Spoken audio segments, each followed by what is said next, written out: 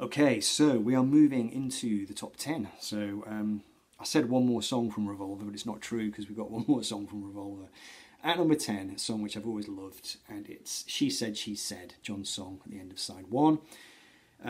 Inspired by a conversation he had with Peter Fonda in a Beverly Hills mansion when everybody was tripping, and Peter Fonda kept coming over and trying to explain about this death experience that he'd had as a child when he'd been shot and actually died for a moment and then came back to life.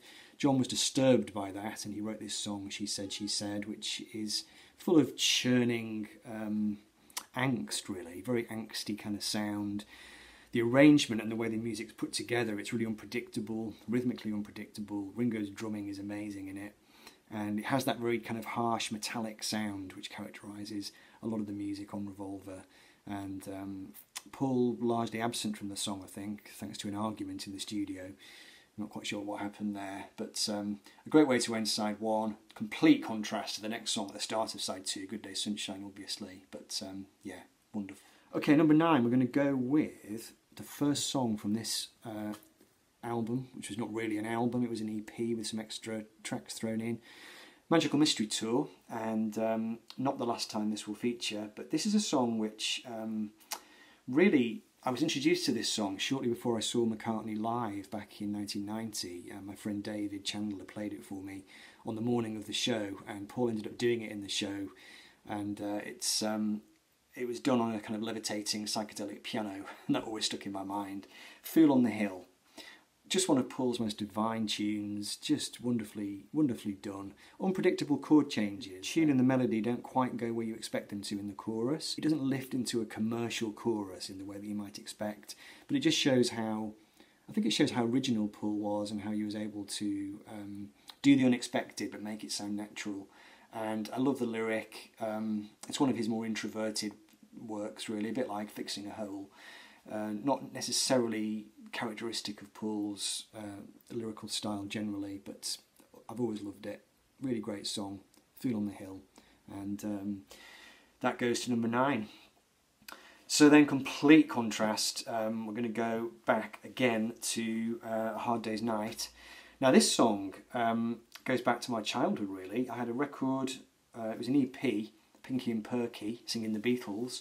This was one of the songs from that, and it's Can't Buy Me Love, McCartney's song, and this is very, very subjective for me. It's not necessarily a great song, it's a very catchy song, very uplifting song. It's a blues song, really, but played at a fair lick, so the bluesiness is maybe not necessarily there for all to see, but it's definitely a bit of a blues song. It's got a great twanging guitar solo in it.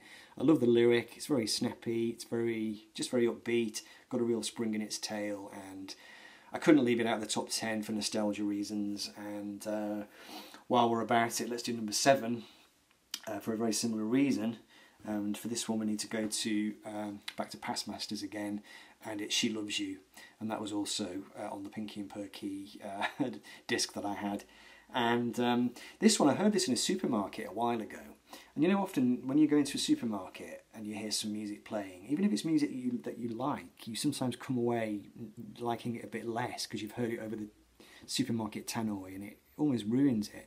But I was in the local supermarket, and She Loves You came on, and it came on just as I walked in, and it was such an adrenaline rush, just those harmonies, that great big surging chorus comes in on the chorus, George Martin's idea. And I had a real spring in my step. I was going around the supermarket, filling my basket, thinking, God, the Beatles were great.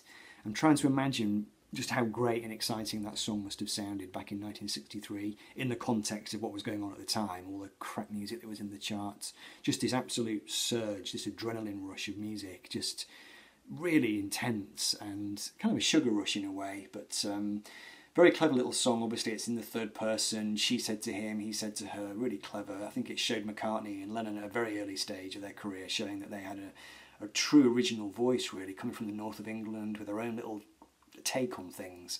They were not just going to be writing kind of sappy textbook style love songs, Tim Pan Alley stuff. They were going to have their own take on pop music, and that song really demonstrated that.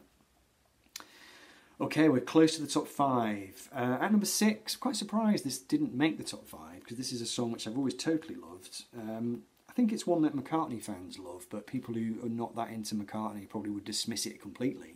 But from the White Album, we're going to go with Martha My Dear. First song was side 2, written about Paul's sheepdog, Martha, and it was the first song where Paul composed a proper little piece on the piano. He wanted to compose something which stood up as a piano piece in its own right, and then he was going to sing a song over the top of it.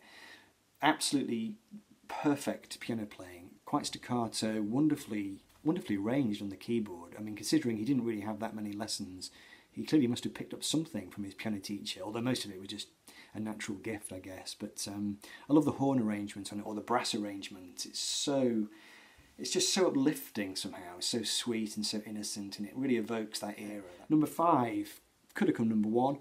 Last song on Revolver, Tomorrow Never Knows. When I was a kid, my dad had this record, and he always used to take the record off. He used to play it for me on his record player, but he used to take it off before the final song.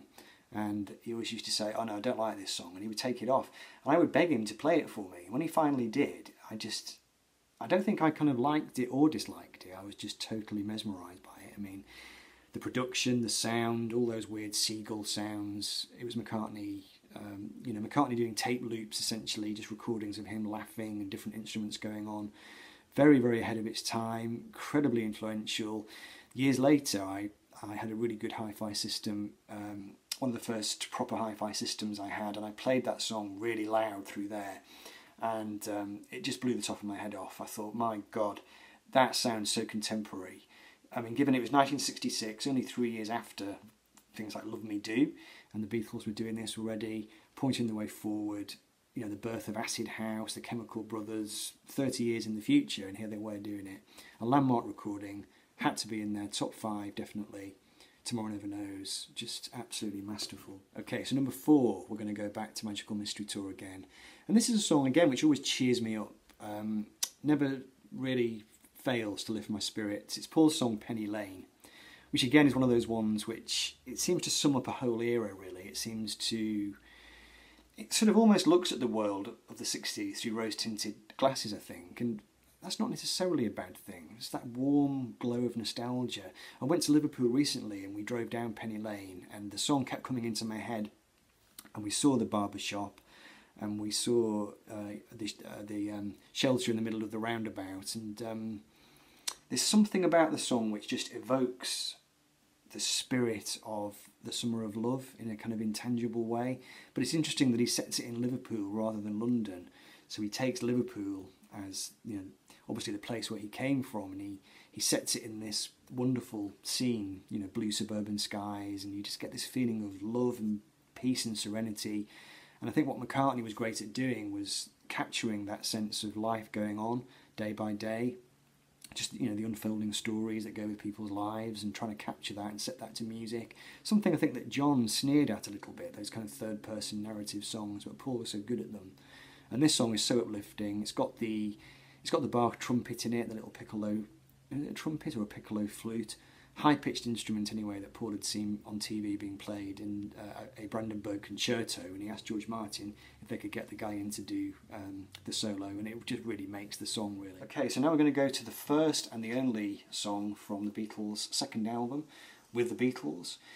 This was the third song that was on my Pinky and Perky record when I was a child, and this one can still make me cry on a good day. It's McCartney's song, All My Loving, the third song, which is a wonderfully written song. It came so early in his career, really, but it showed quite early on how great he was going to be as a songwriter. There are a few songs like that. If you think of things like And I Love Her, which was on Hard Day's Night, these very early McCartney gems that sound so fresh, and they're so well done, and they're full of craft, but they also have this sense of humanity to them. It's not hack work. It sounds like genuine inspiration, and it's got a very simple sentiment at the heart of it. Close your eyes and I'll kiss you, tomorrow I'll miss you. And when I hear it, it takes me straight back to my earliest childhood, really, and it's just one of those songs which is very dear to me. So kind of had to be top 3, which is why I've got it at number 3. So All My Loving is there at number 3. So we're going to go 2 and 1 now, and these two, they did kind of do that for a little bit, but I decided to put them this way around.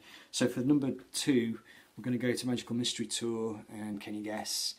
It's Strawberry Fields Forever. a landmark recording, two different recordings spliced into one, but I don't think necessarily that's what makes it great. I think even if you listen to John's original acoustic guitar version of it, it's still obviously a great song, very haunting, very introspective. I think a landmark song in his life, in his catalogue, looking back at his life and couching his experiences in very enigmatic little epithets and strange little couplets, lyrics which they almost make sense and then they drift away again. Living is easy with eyes closed, misunderstanding all you see. It's getting hard to be someone, but it all works out. It doesn't matter much to me. You get that sense again of him sort of slumbering back on his couch out in Kenwood and just smoking and losing himself in this reverie. Not exactly happy, but not exactly miserable either. Kind of caught in between these two states. And obviously, it's another homage to Liverpool, Strawberry Fields in Liverpool, and just one of the great evocative songs of its era. So had to be very high on the list, but not quite top.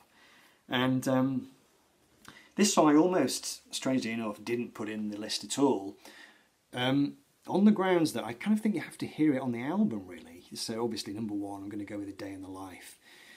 And I do think, I mean, I've got it on the Blue album, and I don't know, it doesn't really work out of context. I think A Day in the Life is the climax to Sgt. Pepper, and if you hear it in the context of Sgt. Pepper, you kind of understand how it fits into the picture.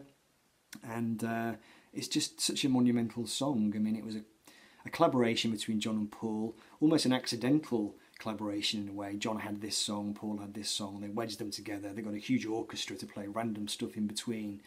It was such a landmark piece of arranging. Whether it's a great song or not, I don't know, because, like I said, it's two disconnected songs that have been woven together, but somehow it works. And again, if you play this on a big system, really good hi-fi, it's just astonishing. When Paul comes in the middle and the alarm bell goes off, the alarm clock, and the orchestra that builds, I mean, it does sound like the end of the world. And the final piano chord, incredible climax, brings his album to the only possible ending it could have had, really. I know initially they were going to end with a big vocal, like a humming sound made by lots of superimposed voices. It sounds like Queen before their time. I'm pleased they went for the piano chord at the end. I love the way it fades out into the distance and you get that the creaking of the stool. I think it's Lennon and McCartney's crowning achievement. Comes at the end of their most famous album, ends it in grand style, and I couldn't really put any song above it, so I decided to go with A Day in the Life at the number one spot.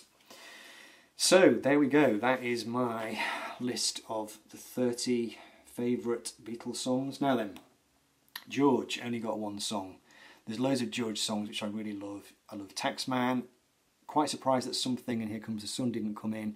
I think those songs are a little bit played out now for me, a bit Radio 2. I've just heard them so many times, but I mean, they are wonderful songs.